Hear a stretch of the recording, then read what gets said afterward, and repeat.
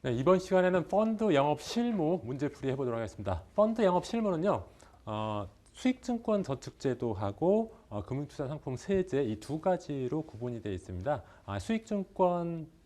수익증권은 일반 펀드라고 보시면 되고요. 펀드의 일반적인 실무 내용하고 그 다음에 금융투자상품 주로 펀드와 관련된 세제에 대해서 공부하는데요.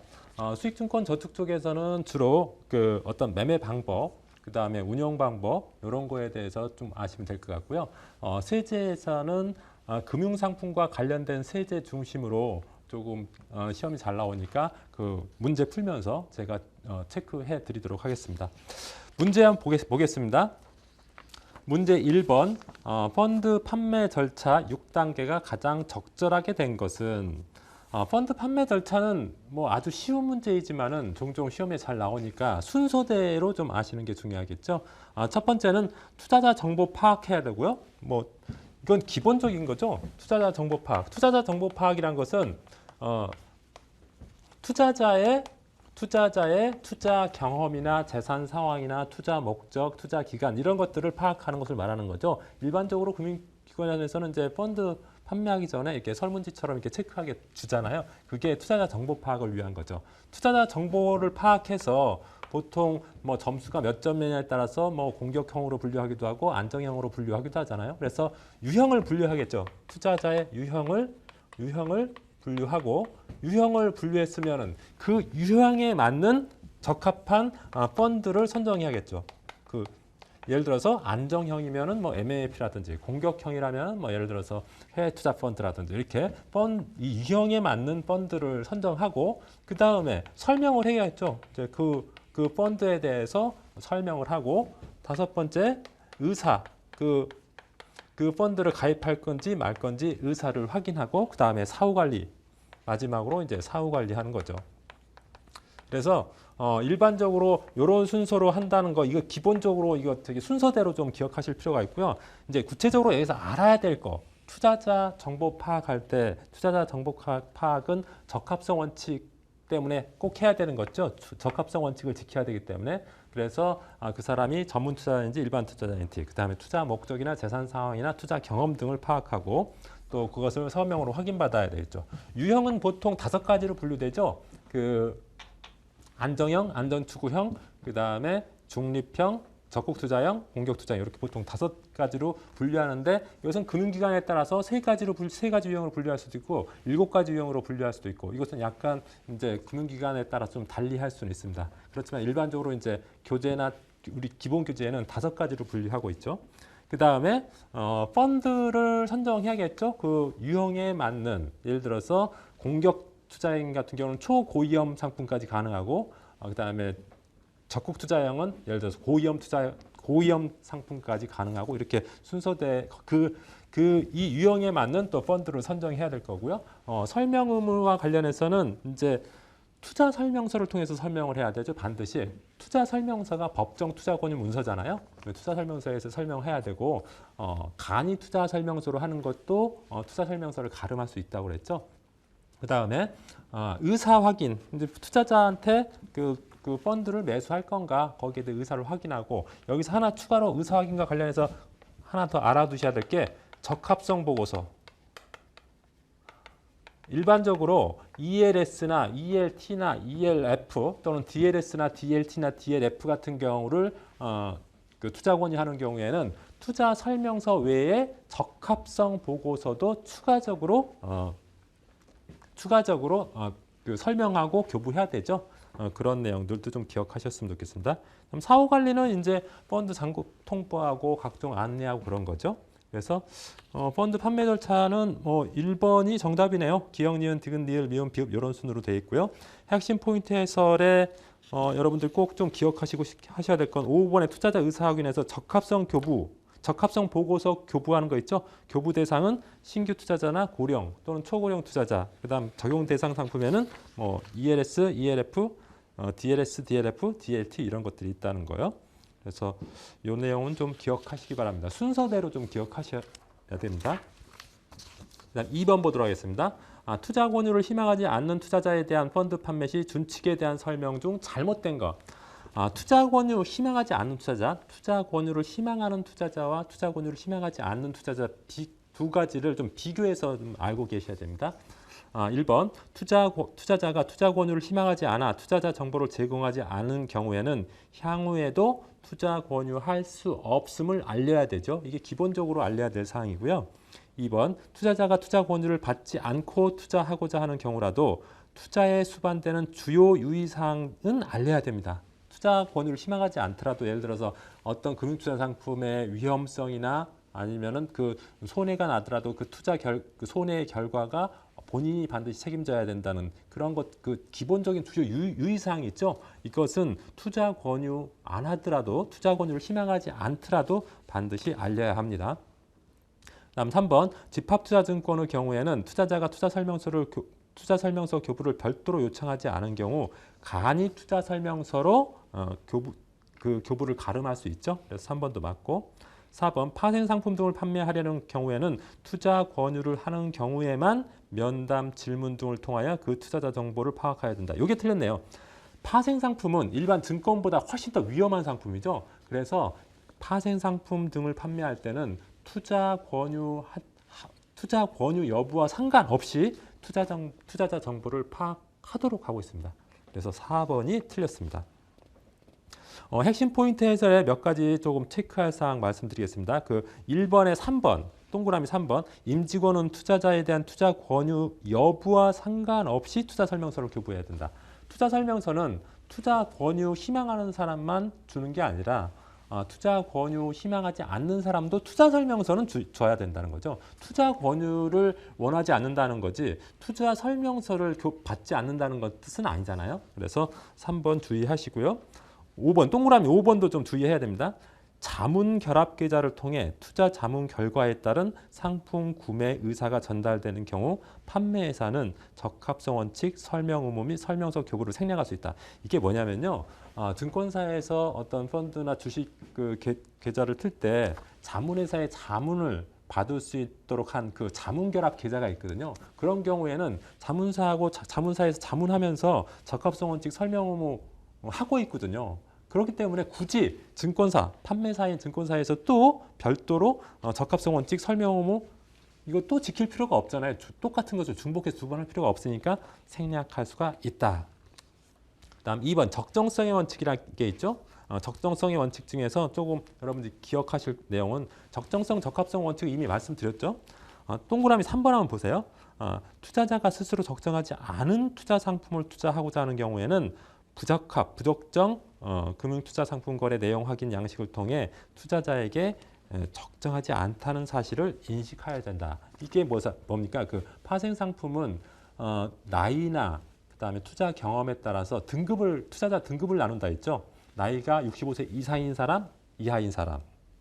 투자 경험이 1년 이하인 사람, 1년에서 3년까지인 사람, 3년을 초과하는 사람 이렇게 해서 투자자를 등급을 나눠서 그 등급에 따라서 파생 상품을 할 수 있는 범위를 정해주는 거예요. 그래서 나이가 적으면 적을수록 그다음 투자 경험이 많으면 많을수록 파생 상품 종류가 여러 가지가 많이 있는데 파생 상품 중에서도 조금 저위험한 것부터 굉장히 많이 위험한 것까지 있는데 그걸 다 할 수 있게 하고 그다음에 나이가 많고 투자 경험이 적을수록 여러 가지 파생 상품 중에서 그 범위, 투자할 수 있는 범위를 줄이는 거 이렇게 투자 권유 준칙을 차등화된 투자 권유 준칙을 마련하고 있거든요. 그래서 이런 예를 들어서 65세 이상이면서 투자 경험도 1년 미만인 사람이 아주 파생 상품 중에서 굉장히 위험한 옵션 매도, 변동성 선물 이런 걸 한다 그러면은 그것은 당신한테 적합하지 않으니까 이런 것은 안 하는 게 좋겠습니다. 그렇게 얘기하면서 이 적정하지 않다는 그런 내용의 양식으로 확인을 받으라는 거죠. 그래서 파생 상품은 다른 상품보다는 좀 더 주의를 기울이라는 거죠. 3번 보도록 하겠습니다. 표준 투자 권유 준칙에서 규율하는 파생 상품 등에 대한 특칙의 내용과 거리가 먼 것은 1번 투자 권유를 하지 않고 판매하는 경우에는 투자자 정보를 파악할 필요가 없다. 파생 상품 등의 경우에는 파생 상품이 아닌 일반 증권 상품은 투자 권유하지 않고 투자 권유 원하지 않는 경우 투자자 정보 파악하지 않을 수 있는데요. 파생 상품은 설령 투자 권유를 하지 않더라도 그걸 판매할 때는 투자자 정보를 파악하라는 겁니다. 투자자 정보를 파악해서 이 사람이 투자자 정보와 실제로 이 투자가 적정한지를 한번 판단해 보라는 거죠. 그래서 파악할 필요가 없다 그랬으니까 1번이 틀렸죠? 다음 2번 해당 파생 상품 등이 그 투자자에게 적정하지 않다고 판단되는 경우 이를 투자자에게 알려야 된다. 이게 적정성의 원칙이잖아요. 그죠? 다음 3번 해당 파생 상품 등의 투자가 부적정하다고 판단되는 경우 그 부적정 사실에 대하여 투자자로부터 서명 등의 방법으로 확인받아야 된다. 이게 부적정, 부적합 확인서라는 게 있잖아요. 파생 상품 같은 경우에는 별도의 서류가 있으니까 그 서류를 받아야 된다는 거죠. 4번 투자자가 부적정한 파생 상품 등을 투자하고자 하는 경우 부적합, 부적정 금융투자 상품 거래 내용 확인 양식을 통해 투자자에게 적정하지 않다는 사실을 인식해야 된다. 이게 3번의 내용을 좀 더 구체화시킨 거죠. 그래서 정답은 1번이 되겠습니다. 핵심 포인트 해설에 보면 적정성 원칙의 적용과 판단 기준, 실행 방법 이런 것들이 나와 있는데요. 뭐 적정성 원칙에 대해서는 이미 저희 이미 다 말씀을 드렸던 거고 그 판단 기준은 뭐 적합성 판단 기준에 따르고요. 한 가지 더 추가한다면은 차등화된 투자 권유 준칙을 활용한다 했죠. 보통 투자 그 파생 상품 등 파생 상품은 굉장히 고위험 상품이기 때문에 투자자도 등급별로 나누고 등급에 따라서 파생 상품을 위험도에 따라서 어느 정도까지 할 수 있는지를 다 구분해 놨거든요. 그래서 차등화된 그 차별화된 등급별로 차등화된 투자 권유 준칙에 따라서 적정성을 판단하게 됩니다. 4번 보도록 하겠습니다. 다음 중 투자 권유를 희망하는 투자자에 대한 판매 방법과 거리가 먼 것. 조금 전에 투자 권유 희망하지 않는 사람에 대해서 좀 전에 문제를 풀어봤죠. 이번에는 투자 권유를 희망하는 투자자에 대한 판매 방법. 비교해서 희망하지 않는 투자하고 희망하는 투자 비교해서 여러분들이 꼭 아셔야 됩니다. 1번 온라인으로 펀드를 투자하는 경우 적합성 원칙이 구현될 수 있는 시스템을 구축해야 된다. 그렇습니다. 투자 권유는 직접 대면으로 할 수도 있지만 요즘에는 모바일이나 컴퓨터로 이렇게 온라인으로 할 수도 있잖아요. 그렇게 온라인으로 하는 경우에는 온라인상에 적합성 원칙을 구현할 수 있는 시스템을 다 갖추고 있어야 됩니다. 그죠? 2번 대리인을 통한 투자자 정보 파악이 가능하다. 일반적으로 투자자 정보 파악은 본인만 가능하죠. 일반 원칙적으로는 본인의 그 사람의 재산 상황이나 예를 들어서 투자 목적이나 투자 기간이나 이런 것들을 알려면 본인이 하는 게 당연한데 대리인이 하는 것도 가능합니다. 원칙적으로는 본인이 하지만 대리인이 하는 것도 가능하다. 그래서 일반적으로 뭐 나이 드신 할아버지나 그런 분들은 자식이 해줄 수도 있고요. 또 어떤 큰 회사의 대표이사 그런 분들은 보통 직원이 대리하는 경우가 많잖아요. 그래서 대리해서 투자 권유하는 것도 가능하다. 다만 대리해서 투자자 정보를 파악하는 경우에는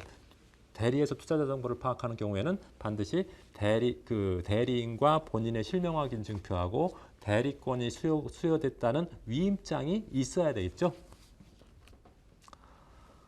그래서 2번도 맞고요. 3번 투자자 정보를 제공하지 않는 투자자에 대해서는 투자를 거부해야 된다. 아니죠.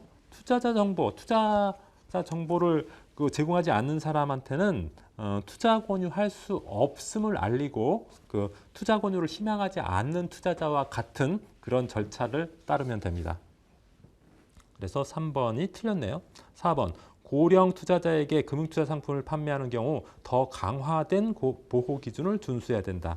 보통 고령 투자자라고 하면요, 연세가 70세 이상인 분들, 그리고 초고령 투자자 하면 80세 이상인 분들을 말하거든요. 근데 이런 분들은 요즘 나오는 굉장히 그 복잡한 금융투자 상품을 잘 이해하지 못할 수 있잖아요. 그래서 그 뭐 협회 규정이나 이런 금융 규정에 보면은 고령 투자자에 대해서는 이제 별도의 전담 창구를 마련하게 하고 있고요. 그리고 또 본사의 관련 부서, 관련 직원들을 둬서 그런 사람들을 보호할 수 있게 하도록 하고 있고요. 그다음에 숙려제도 같은 걸 둬서 바로 결정하지 않고 조금 생각한 다음에 결정할 수 있도록 하는 그런 제도 등을 두고 있는데 그런 것은 일반 투자자보다 더 강화된 보호 기준을 두고 있는 거라고 볼 수가 있겠죠.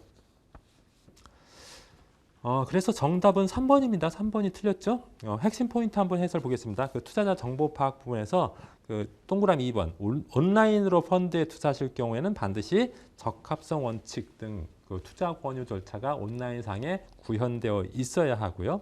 그다음 대리인을 통한 투자자 정보 파악도 가능한데 단지 그 실명 확인 중표하고 위임장이라는 별도의 서식은 반드시 갖추어서 해야 된다는 점.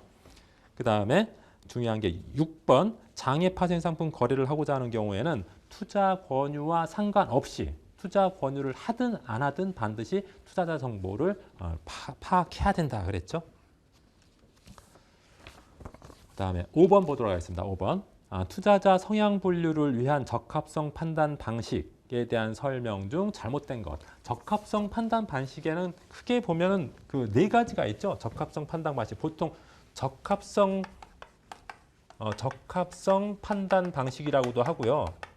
표현을 적합성 판단 방식이라고도 하고 투자 성향 분류 기준 뭐 똑같은 말입니다. 적합성 판단 방식이나 투자 성향 분류 그 기준. 첫 번째는 점수화 방식이 있죠. 점수화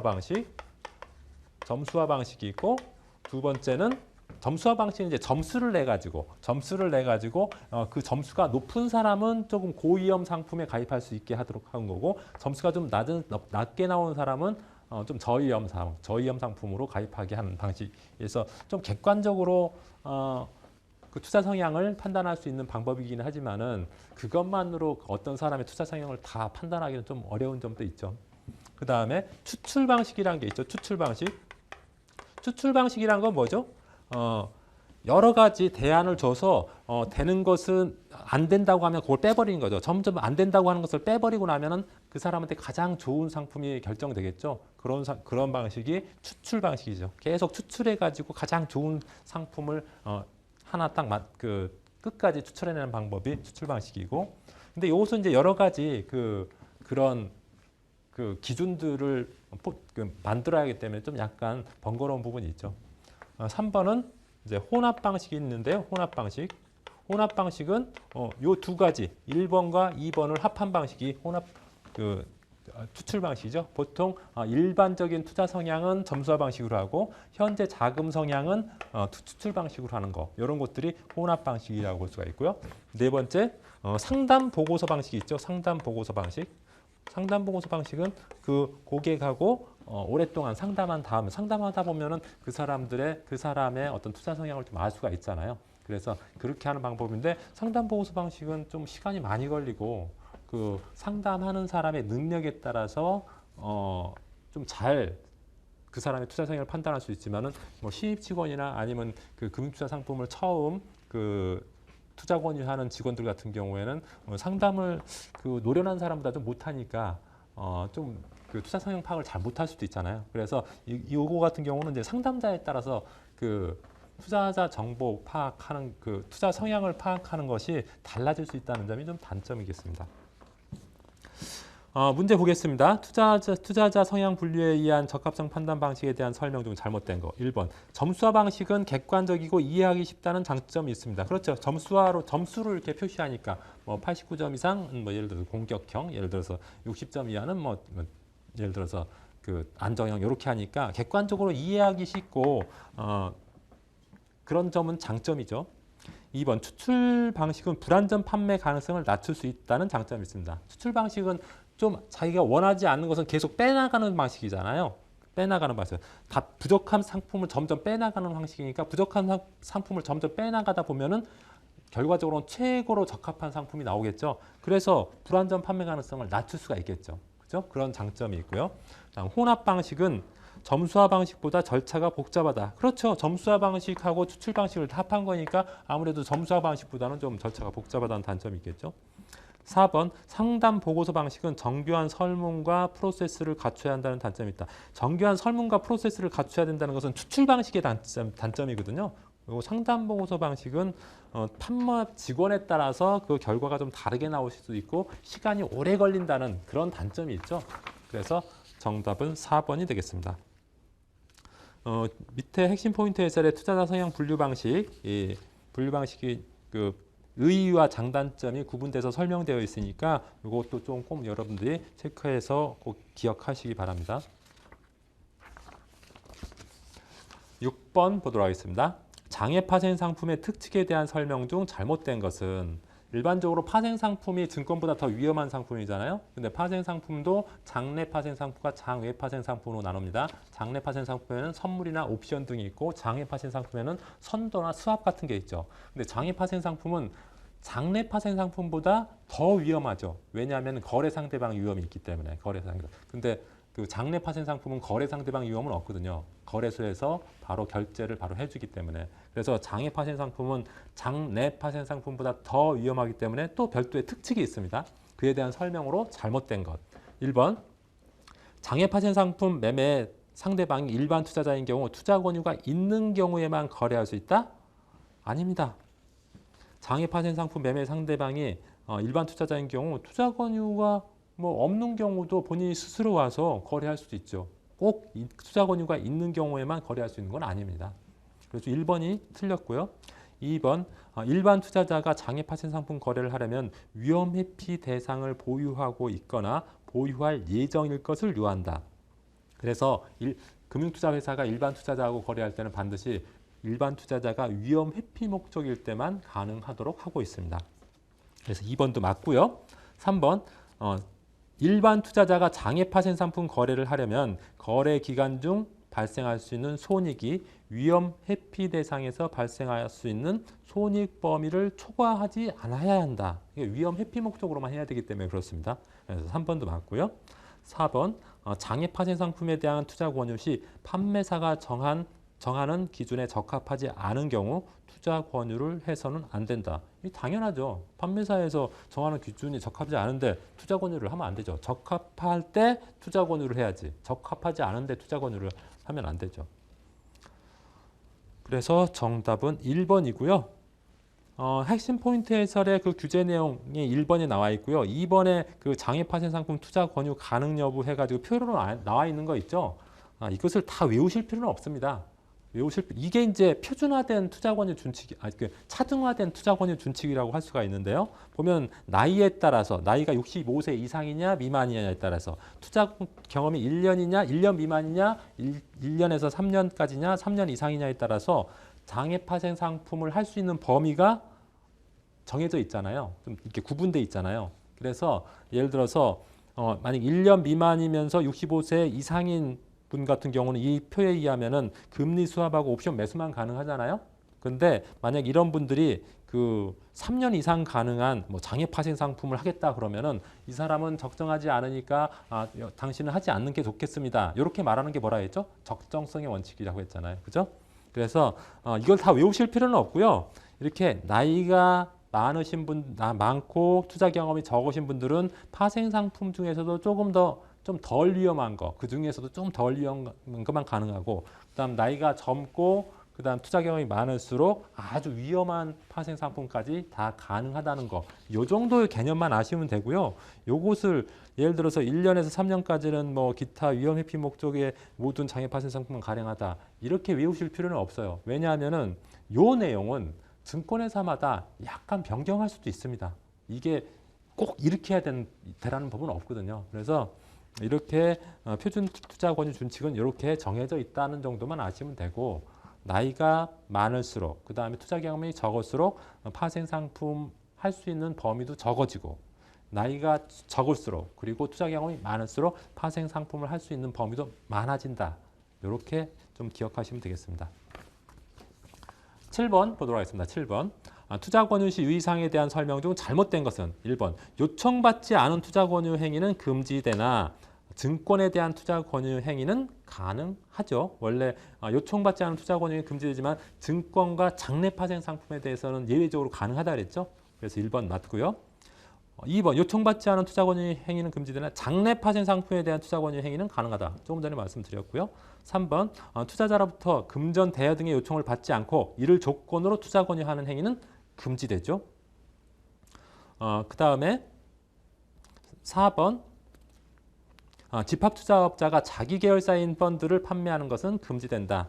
일반적으로 그 계열사 펀드를 판매할 수는 있습니다. 계열사 펀드가 판매가 금지되는 건 아니에요. 근데 그 계열사 펀드를 판매하게 되면은 그 펀드가 우리 회사하고 계열사 관계가 있다는 것을 반드시 고지해야 되고요. 그것뿐만 아니라 또 하나 더 고지해야 되는데 더 고지하는 게 하나 더 설명할 게 있는데 그 계열사 펀드하고 유사한 다른 펀드도 같이 소개를 해야 된다는 겁니다. 그래서 4번이 적절하지 않습니다. 그 핵심 포인트에서 뭐 부당 권유 금지는 이미 설명드렸던 내용이고요. 장기 분산 투자 권유는 아주 그냥 상식적인 얘기가 써져 있고요. 세 번째, 계열사 펀드 투자 권유 시 준수사항.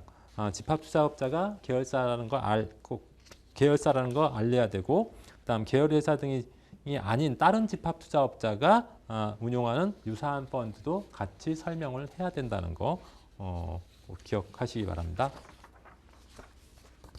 8번 보도록 하겠습니다. 금융투자업자가 해외 자산에 투자하는 집합투자기구의 집합투자증권을 투자하는 경우에 설명해야 할 사항으로 잘못된 것. 말이 해외 자산에 투자하는 집합투자기구의 집합투자증권. 굉장히 길고 어렵게 나와 있는데 쉽게 표현하면 이게 뭡니까? 해외 펀드 말하는 거죠. 해외 펀드. 해외 펀드가 해외 자산에 투자하는 집합투자기구의 집합투자증권이죠. 이게 법적인 용어로 쓰다 보니까 이렇게 나와 있는데 쉽게 보면 그냥 해외 펀드라고 생각하시면 됩니다. 1번 투자 대상 국가의 경제 여건 및 시장 현황에 대한 위험에 대해서 설명해야 되죠. 일반적으로 해외 펀드에 투자할 때는 해외 자산에 투자되는 집합투자증권은 일반 국내 펀드에 투자할 때 설명해주는 기본적인 설명사항 외에 추가적으로 설명해야 될 사항이 있다 했죠. 그 추가적으로 설명해야 될 사항에 대한 문제입니다. 이게.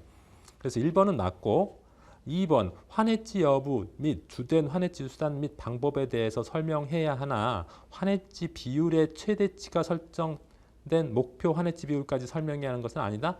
이 목표 환해지 비율까지 다 설명해야 돼요. 환해지뿐만 아니라 환해지 비율 이거 자세하게 다 설명을 해야 됩니다. 이게 추가 설명 내용 중에 하나이고요. 2번이 틀렸네요. 3번 환위험 해지가 모든 환율 변동 위험을 제거하지 못하며 투자자가 직접 환위험을 해지하는 경우 손실이 발생할 수 있다는 사실도 설명을 해야 됩니다.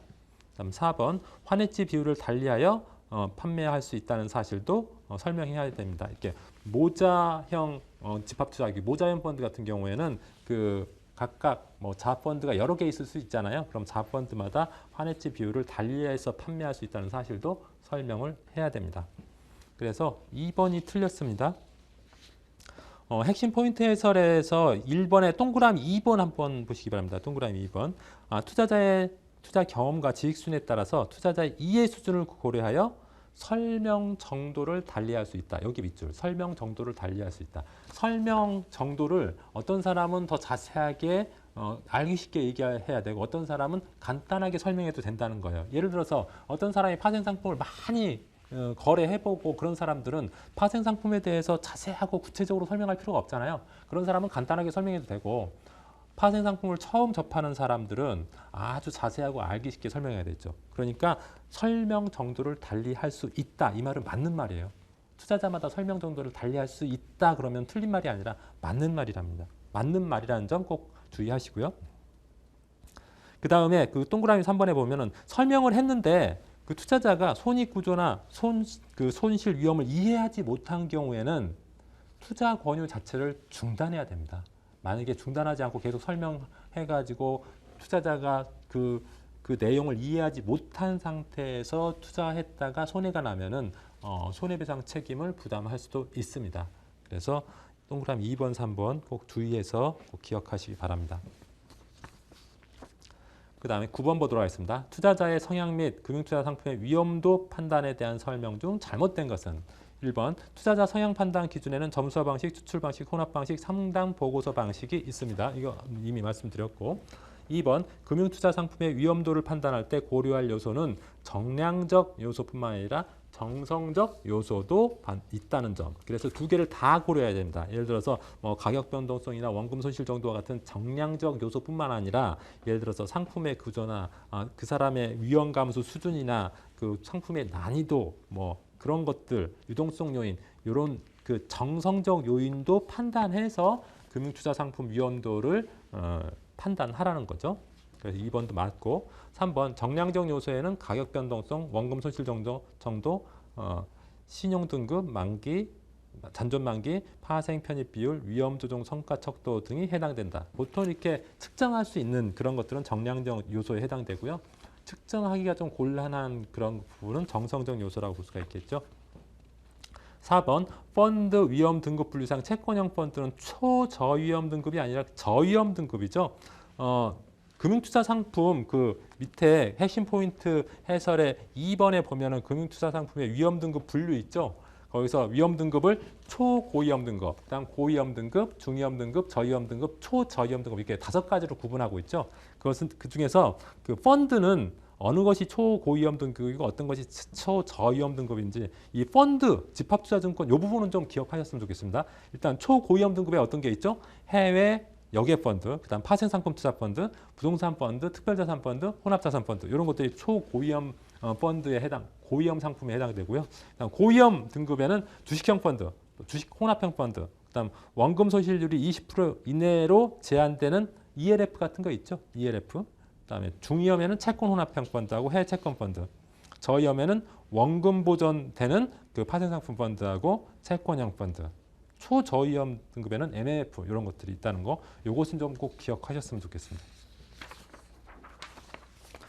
10번 보도록 하겠습니다. 10번. 수익증권 저축의 저축 방식에 대한 내용 중 잘못된 것은 1번. 수익증권 저축 방식 먼저 좀 알아볼까요? 수익증권의 저축 방식은 수익증권 그냥 펀드라고 생각하시면 됩니다. 펀드. 저축 방식에는 어떤 것이 있죠? 가장 크게 보면은 임의식하고 목적식이 있죠. 임의식은 아무 때나 넣었다 뺐다 입출금 금액이나 뭐 저축 기간 같은 거 제한이 없는 거고 목적식은 저축 기간이나 뭐 금액이 제한되어 있는 거죠. 목적식에는 또 3가지가 있죠. 거치식 목돈을 한꺼번에 넣는 방식 그걸 거치식이라고 하죠. 그 다음에 적립식 소액의 자금을 매월 얼마씩 넣거나 하여튼 뭐 자유적립식으로 넣든 월 적립식으로 하든 그 추가적으로 계속 투자하는 방식. 이것은 목돈을 한 번에 딱 투자하는 방식이고 이런 방식. 그 다음에 또 목표식. 예를 들어서 3년 동안에 내가 3,600만 원을 모으겠다. 이렇게 금액을 정해가지고 투자하는 방법이 목표식이죠. 그래서 수익증권의 저축 방식 좀 구분해서 기억하시고요. 1번 임의식은 저축 기간, 저축 금액, 인출 요건을 정하지 않고 임의로 저축하는 방식이죠. 그다음에 거치식은 목적식의 하나죠. 목적식. 추가 납입은 가능하나 일부 인출은 불가능하다. 이게 반대로 됐습니다. 추가 납입은 안 되고 일부 인출은 가능. 이렇게 해야지 맞죠. 그래서 추가 납입은 거치식은 안 된다. 일반적으로 거치식은 목돈을 한꺼번에 넣잖아요. 그래서 추가 납입은 안 되지만은 만약에 돈이 예를 들면 1억 넣었다고 하면 1억 원에 대해서 뭐 어떤 계좌가 뭐 정말 예를 들어서 뭐 001 이런 계좌가 생겼다고 치자고요. 여기서 5천만 원이 또 있다. 그러면은 요 001 계좌에다가 5천만 원 넣어가지고 1억 5천 만드는 게 아니라 추가 납입이 안 되니까 별도의 계좌 002 계좌를 002 계좌를 별도로 만들어야지 서브 계좌를 만들어야지 또 넣을 수가 있죠. 그런 점이 차이가 있습니다. 그래서 정답은 2번이네요. 3번 정액 적립식은 일부 인출이 가능하나 6개월 이상 미납 시 판매사가 해지할 수 있습니다. 정액 적립식 6개월 동안 미납하면 해지할 수 있는데 해지할 수 있다니까 해지할 수도 있고 안 할 수도 있는데 일반적으로는 뭐 금융기관이 해지는 안 하죠. 3번도 맞고요. 4번 목표식은 적립식과 임의식이 장점을 혼합한 방식입니다. 핵심 포인트 해설에 보면은 그 수익증권의 저축 방식 조금 전에 말씀드렸던 것들이 그 구분과 같이 그 의의에 대해서 설명해 놨으니까 여러분들이 꼭 한번 읽어보시기 바랍니다. 11번 보도록 하겠습니다. 수익증권 저축의 운영과 관련된 내용 중 잘못된 것은 1번 임의식은 저축 기간을 약정할 필요가 없으나 목적 기간은 반드시 저축 기간을 약정해야 되죠. 2번 저축 기간의 연장과 단축은 예외적인 경우만 인정한다. 일반적으로 연장은 일반적으로 인정을 하는데 단축은 예외적인 경우만 인정하는 경우가 많습니다. 그래서 2번이 적절하지 않고요. 3번 저축 기간을 월, 연 단위로 정한 경우 만기 지급일은 저축 기간이 만료되는 월의 최초 납입 상당일이죠. 그래서 3번도 맞고 4번 환매 시 출금 금액은 환매 시 평가 금액에서 환매 수수료와 세액을 공제한 금액이다. 맞죠? 그래서 틀린 건 2번이 되겠습니다. 핵심 포인트 해설에서 여러분들 꼭 조금 유념해야 될 게 뭐냐면 시험에 잘 나오면서 유념해야 될 게 뭐냐면요. 만기 지급일입니다. 만기 지급일. 기간을 월 연으로 정한 경우 저축기간 만료월의 최초 납입 상당일. 최초 납입 상당일이란 것은 예를 들어서 1월 31일 날 제일 처음에 최초 납입했다고 했는데 만약에 6개월 후에 만기를 했다고 치면은 6개월 후에 말일 날이잖아요. 근데 6개월 후에 말일 날이면은 그 6월 30일인데 1월 달 말일은 31일이고 6월 달 말일은 30일이잖아요. 그래서 여기 최초 납입 상당일이라고 표현한 것은 6월 달에는 30일이 말일에 해당되는 날이잖아요. 31일이 없으니까. 그래서 표현을 최초 납입 상당일이라고 표현한 겁니다. 다음 기간을 일 단위로 정할 때는 최초 매수일로부터 계산하여 저축 기간이 만료되는 날이 아니라 만료되는 날의 다음 영업일입니다. 이거 좀 헷갈리지 마시기 바라고요. 다음 투자 신탁 계약을 해지한 때는 해지한 날이 아니라 해지 결산 후 첫 영업일입니다. 이거 좀 구분해서 기억하시기 바랍니다. 12번 보도록 하겠습니다. 수익증권 사고 및 변경 사항의 신고에 대한 설명 중 잘못된 것. 1번 저축자는 통장, 인감 등을 분실, 멸실, 도난, 훼손 시 지체 없이 판매회사에 사고 신고를 해야 되죠. 2번 신고의 효력은 판매사가 저축자로부터 신고 통지를 받은 때부터 발생한다. 신고 통지를 받은 때 발생하고요. 3번 판매사는 저축자에게 신고사항 처리 결과를 서면, 전화 등의 사전 합의 방법으로 통지하고요. 4번 투자자 보호를 위해 저축금 및 수익증권을 양도하거나 질권을 설정할 수 없다? 있죠. 저축금이나 수익증권, 펀드에 대해서 질권 설정해서 펀드 담보대출, 수익권 담보대출 같은 거 할 수 있잖아요. 그죠? 은행에서. 그러니까 4번이 할 수 없다 했으니까 틀렸고요. 핵심 포인트 해설은 그렇게 어려운 내용이 없으니까 여러분들이 한번 보시기 바랍니다. 13번 보도록 하겠습니다. 수익증권 저축자가 우대 조치를 받는 경우와 거리가 먼 것. 우대 조치라는 것은 수수료 면제 같은 것을 우리 우대 조치라고 하는데 그 우대 받는 경우와 거리가 먼 것. 이거 시험에 잘 나오니까 좀 잘 기억하시기 바랍니다. 목적시 저축 기간 종료 시 보통 목적시 저축 1년 넘어가서 종료 1년 최소한 만기를 1년 이상으로 한 경우에는 목적시 저축기간 종료할 때 환매 수수료를 별도로 받지 않고요. 그 다음에 거치식 저축에는 수익금 인출식이 있고 일정 금액 인출식이 있습니다. 그래서 그 수익금이나 일정 금액을 인출할 때는 환매 수수료를 또 받지 않습니다. 그래서 2번도 맞고요. 3번 이익분배금 재투자 시 펀드는 1년에 한 번씩 결산하게 돼 있죠. 결산해가지고 이익분배금이 나오면은 그것을 재투자할 때는 별도의 판매 수수료를 받지 않습니다. 우대해 줍니다. 그다음 4번 적립식펀드 6개월 이상 유지 후 해지 시 6개월이 아니라 최소한 1년은 해야 되죠. 목적식으로 가입했어야 되고요. 4번이 틀렸습니다. 핵심 포인트 그 1번에 그 수익증권 저축자의 환매 수수료 면제되는 경우 6가지 나와 있죠. 꼭 기억하시기 바랍니다. 굉장히 시험에 잘 나오는 부분이니까 꼭 기억하시기 바랍니다. 그 다음에 14번 보도록 하겠습니다. 수익증권 출금 처리와 관련된 내용 중 잘못된 것은 1번 금액 출금, 이익 출금, 이익 분배금 출금, 상환금 출금, 현물 출금 등의 형태가 있다. 이건 다양한 게 있습니다. 2번 출금 금액은 환매 시 평가 금액에서 환매 수수료와 세액을 뺀 금액이다. 이거 당연하죠. 요거 꼭 외우셔야 됩니다. 요 공식. 그래서 이게 사실은 그 계산 문제로 종종 시험에 나오니까 꼭 요 출금 금액, 환매할 때 출금 금액 어떻게 계산하는지 꼭 기억하셔야 되고요. 그다음에 3번 환매 시 평가 금액은 환매 자수에다가 환매 시 기준 가격에다가 1000으로 나눠야 되죠. 모든 펀드는 1000으로 시작하거든요. 기준 가격이 1000으로 시작하기 때문에 이런 평가 금액 계산할 때 반드시 1000을 마지막에 나눠줘야 돼요. 기준 가격에서 1000을 나눠줘야 됩니다. 다음 환매 수수료는 환매 자수 곱하기 환매 시 기준 가격 빼기 전일 기준 가격이 아니라 매수시 기준 가격을 빼야죠. 그리고 1000 나누고 곱하기 판매 수수료를 곱하는 게 아니라 환매 수수료를 곱해야 되겠죠. 그래서 4번이 틀렸습니다. 요 산식 구하는 것들 계산 문제로 좀 나올 수 있으니까 요 산식들 좀 기억하셨으면 좋겠습니다. 이번 시간에는 여기까지 하고 마치도록 하겠습니다. 수고하셨습니다.